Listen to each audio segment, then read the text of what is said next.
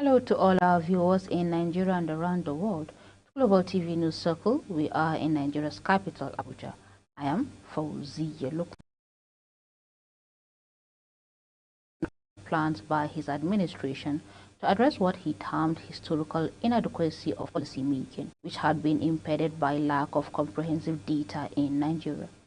He regretted that lack of comprehensive data, saying it had been a technological difficulty that has hindered the growth trajectory of Nigeria and the entire Africa, hampering the ability to make informed governance decisions. President Tinubu stated this on Thursday during the 2023 Controller General of Customs Annual Conference at Lagos Intercontinental Hotel, Victoria Island, Lagos State.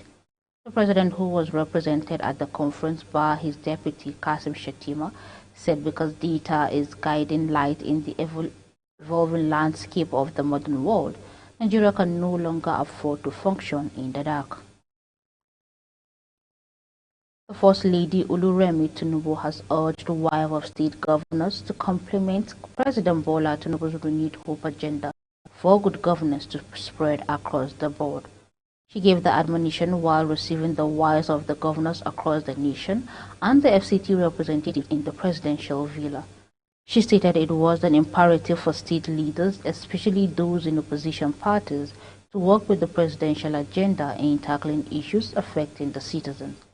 The First Lady lauded the wives of governors for their personal projects and initiatives in their various states to assist the vulnerable in the society. The Supreme Court has upheld the federal government appeal challenging the verdict of appeal court which dismissed the charges against Nnamdi Kanu. Upholding the government appeal, The Supreme Court, in the judgment delivered by Justice Emmanuel Ejim but prepared by Justice Garba, based on the illegality perpetrated against him by the federal government following the invasion of his home. Also, the court held that although the Nigerian government was reckless and unlawfully rendered Kanu from Kenya, such unlawful act has not divested any court from proceeding with trial. Justice Lawal said that no Nigerian law was cited in the suit seeking Kanu's release on the grounds of unlawful adoption from Kenya. What the Supreme we hope that it will come our way, but it has gone the other way. It simply means that we have to go back to the High Court and get done with this quickly. According to the court, at the moment,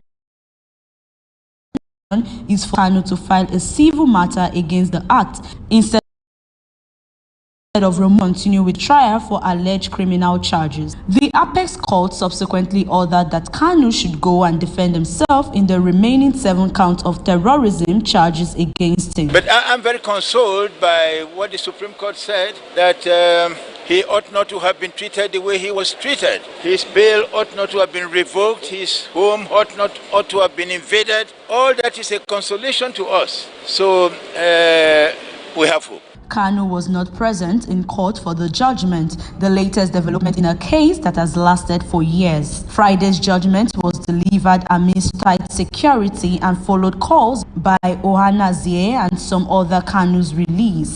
and some others for Kanu's release. Sharon Ajay reporting for Global TV News. The Defense Headquarters has confirmed the killing of 4 notorious terrorist commands in airstrike within the week. They are Machika, Haro, Mohammed, and Ali Al-Hiri, popularly called the Kachala Al-Kawaji. The Director of Defense Media Operations, Major General Edward Buba, made this known in a statement on Saturday in Abuja, stating that Machika was top terrorist bomb expert and the younger brother on kidnapping and assault operations, respectively. He said that government area of Niger, along with many of without a valid reason. The Force Public Relations Officer Olumuyiwa Adejobi disclosed this in a statement via his ex-handle. According to the Force PRO, it is compulsory to make registration numbers visible at all times for no reason, adding that there are expectations for permanent officers and head of the 3 flag must be covered with the reg number or their seal of office on the cars. The Nigerian Navy has honored 58 officers and ratings with the Chief of Naval Staff Commendation Awards for distinguishing themselves in the areas of research and innovation, character and gallantry in 2023. The Navy also conferred its Command and Sea Badge on officers who successfully held sea commands during the year. The Navy gave the honor at its ceremonial Sunset and Awards Night 2023 in Abuja. The categories of the awards include Research and Innovation, SDB-3 Design and Construction, Exemplary Character, and Gallantry.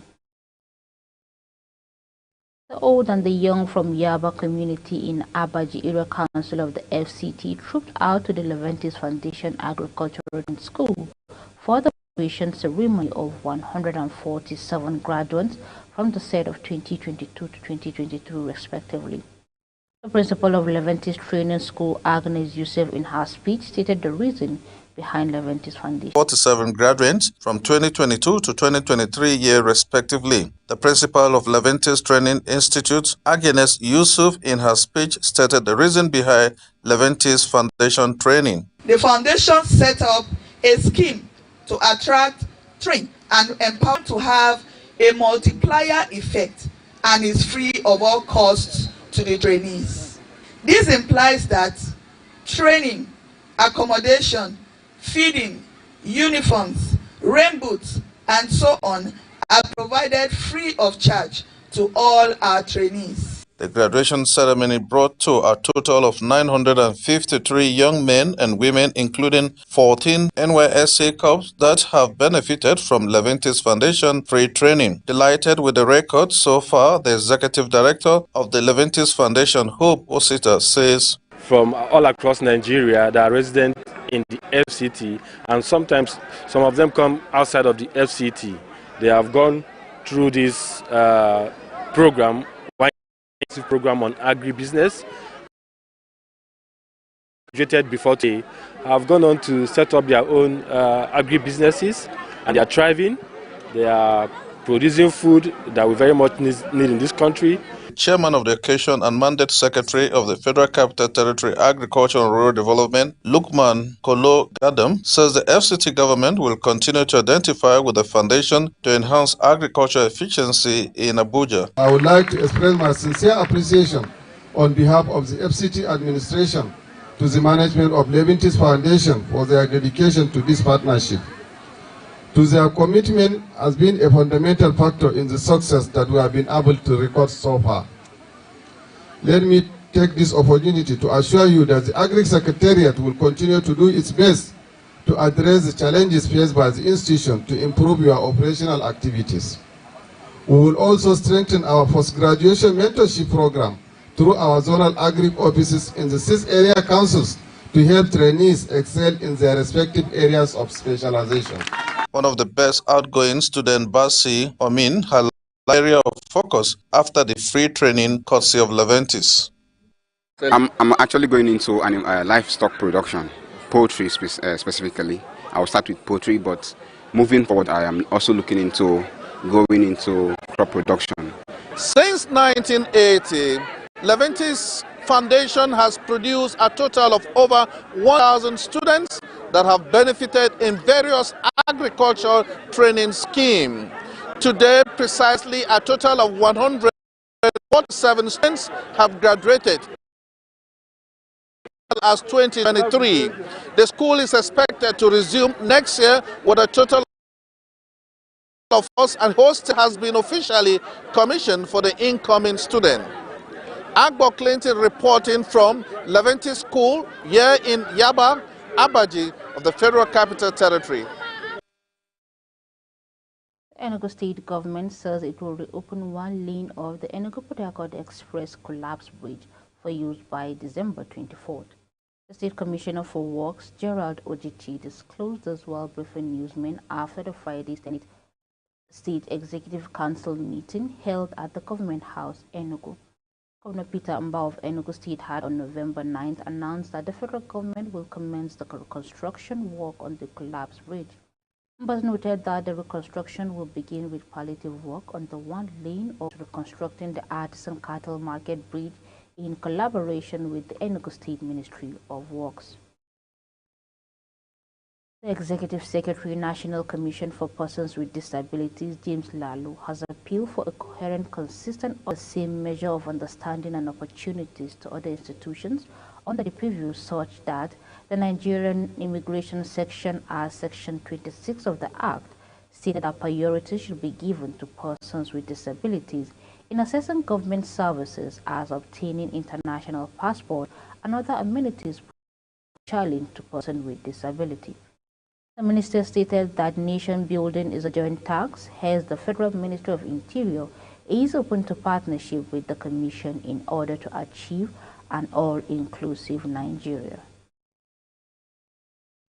The Nigerian Center for Disease Control and Prevention, NCDC, has debunked reports of fresh outbreaks of coronavirus COVID-19 in Benue State. The agency stated that there was no fresh cases of the disease in the state, adding that the report is a complete misinterpretation of a statement made on December 11, 2023 by the WHO State Surveillance Officer at the Civil Society Organization CSO and a media personnel meeting organized by the Benue State Primary Health Care Board in collaboration with the World Health Organization. The surveillance officer, while giving her presentation on the epidemiology of COVID-19 in Benue State, stated that Benue State has recorded a total of 25 cases in the year 2023, with the last case recorded as of mid-April. When the news cycle returns, marketers blame panic buying as food costs spread. Of these and more stories right after this short break. Thank you for staying with us.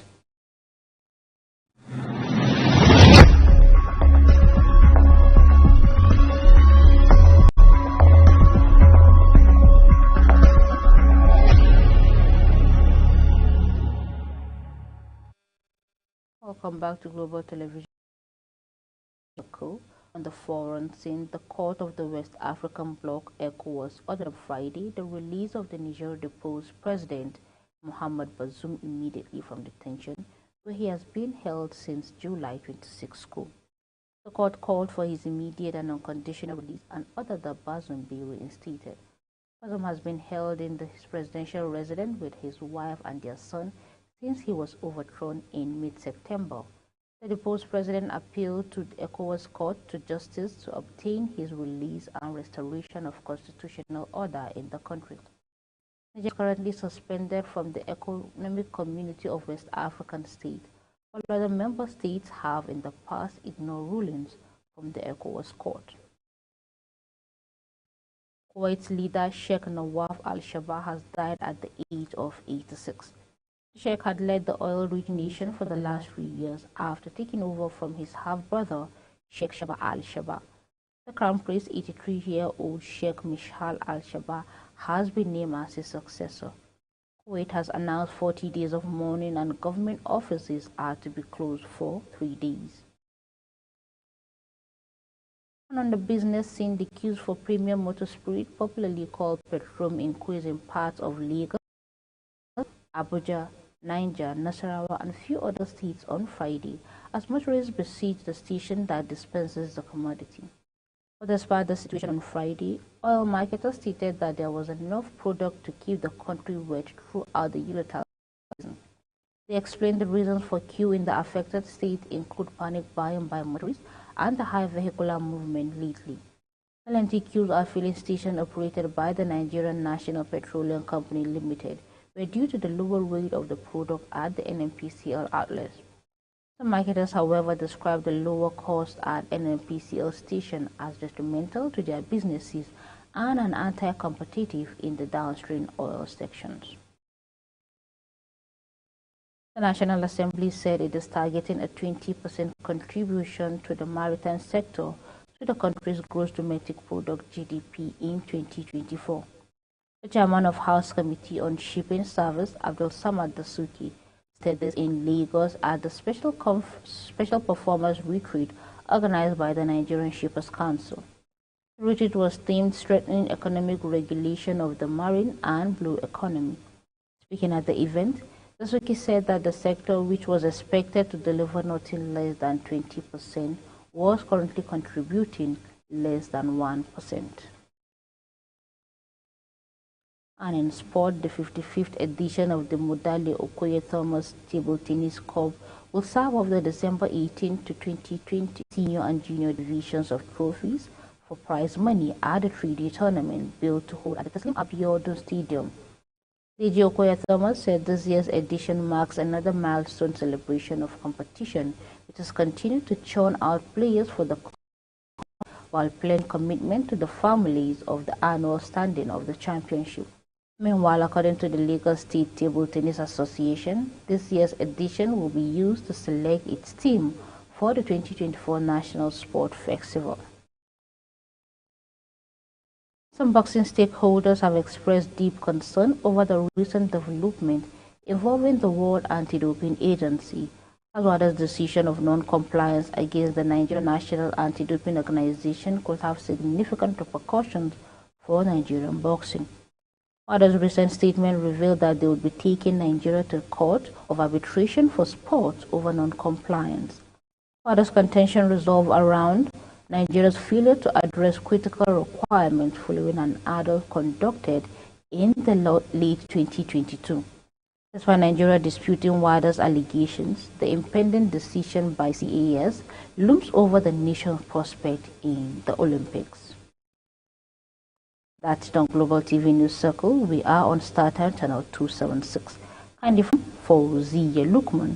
Thank you so very much for watching.